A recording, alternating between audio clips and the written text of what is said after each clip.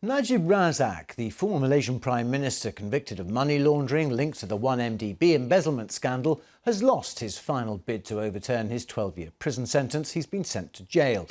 The massive embezzlement of billions of dollars from the 1MDB state fund was one of the world's biggest financial scandals and reverberated from Malaysia and Singapore to Wall Street and beyond. The son of a former Prime Minister, he was groomed for power and held office for 9 years in a country where the ruling party had never lost an election. Stories of spectacular greed and corruption brought thousands out onto the streets in protest. Investigations into huge losses from the state-run investment fund known as 1MDB went nowhere. The Department of Justice has filed a civil complaint seeking to forfeit and recover more than $1 billion in assets associated with an international conspiracy to launder funds stolen from One Malaysia Development Berhad, or 1MDB. Even when the United States launched its own investigation, Mr. Najib looked secure in a country where power has rarely been accountable. But at the last election 4 years ago, an opposition coalition led by Malaysia's most renowned political figure, Mahathir Mohamad, once Mr. Najib's ally, rode the public yearning for change to an unexpected and historic victory. Mr. Najib, seemingly in shock as he accepted the verdict of the people, was untouchable no longer. His home was raided. More than 200 top-priced designer handbags still in their boxes were among the many luxury items seized. I think this is the biggest seizure in Malaysian history. And multiple criminal charges soon followed. For those who've dreamed of a cleaner politics in Malaysia, this is surely a moment to savour. But Najib Razak remains wealthy, influential and popular in some parts of Malaysian society.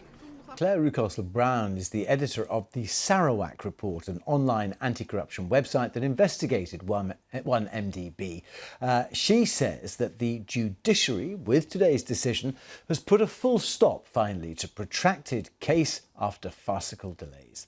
I had a fairly sleepless night trying to keep abreast of the sort of daytime trial activities in Kuala Lumpur. And I have to say, right up to the last minute, most people were still couldn't really believe that the final hit of the gavel would come down on Najib. But as you describe it, it really had descended into farcical delay by the end. He'd managed, using all the power and wealth and influence that your report so well described, he had managed really to hold off this moment for years with all these tactics. And yet today, I think we had a situation where he'd stirred up so much, he'd sort of in a Trumpian way politicized all of this. He'd attacked the judges, accused the Chief Justice and the original judge of being corrupt and conflicted. It was becoming nasty, it had become farcical. And I think everyone really in Malaysia knew this had to stop. And so almost, terribly unexpectedly today, the appeal court just said enough's enough. We've seen all the evidence, and there's really no more room for delay. Yeah, I think the line was there's no merit in the arguments being put forward. But is this the start, though, of much more litigation and many more people facing justice now? Well, this is just the first of several sets of charges that Najib Razak is facing. In fact, it's perhaps the least of the crimes that he's been charged with that are going through the courts. So things are not looking good for Najib unless he manages to use his influence to get a pardon with the king, which I think they'll be hesitating to do. His own UMNO party, I think, had decided that they didn't really want to be tarred with all this any longer. And that's why there was so little interference in the course of justice. There are other senior politicians around Najib. He presided over a huge endemic corruption that had developed within his political party in Malaysia. And yes, several others are now looking at following him into jail. I want to come to the importance this means now for Malaysia. But just before that, just talk us through a little bit about your investigations, many years ago now.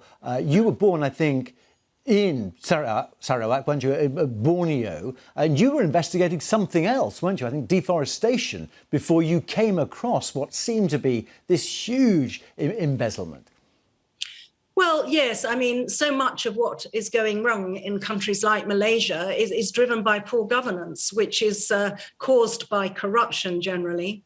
And as I started to sort of try and stand up for the indigenous people in the area that I've been brought up in, East Malaysia, and to try and counter this senseless, insane deforestation for palm oil plantations that was going on, I started to cotton on to just how this was all just about money going into a handful of pockets. And as I looked into the corruption situation in Malaysia, I started to cotton on to this one particular story, which was 1MDB. And as I started shaking the tree and asking around, I started to develop sources.